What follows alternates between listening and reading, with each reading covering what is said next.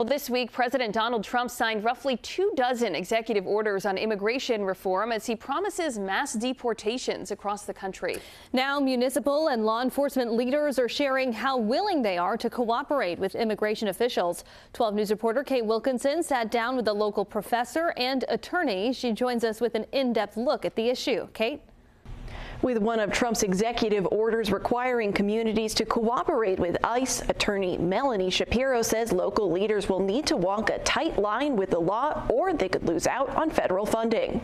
On Newsmakers this week, Bristol County Sheriff Paul Hero was asked how he plans to work with ICE. You're not enforcing immigration law, but if you have anything that would be helpful to ICE, you are going to give it to them. Absolutely. We're not allowed to enforce federal immigration law, as I've said, but we're also not going to get in the way of ICE. And I don't recommend that those officials, those like local or state officials, to obstruct ICE. That's not a wise course of action. Immigration has been brought to the forefront this week with President Trump's return to the White House. On his first day, he signed roughly 24 executive orders, including one that vows to withhold federal funds from sanctuary cities. I signed a sweeping slate of executive orders to stop the invasion of our borders. Melanie Shapiro is an immigration attorney and a professor at Roger Williams University.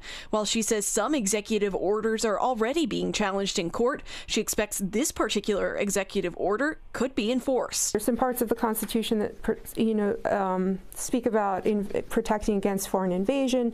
So what Trump is saying is not just these are bad hombres, but they are alien invaders. Hero's stance on ICE has been repeatedly challenged by his predecessor, Tom Hodgson.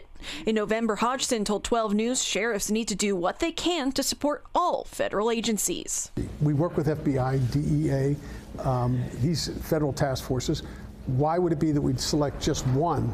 Coming up new at 6, we take a look at a recent settlement with local ties and what that could mean for people trying to become legal citizens as President Trump promises to enact mass deportations across the country.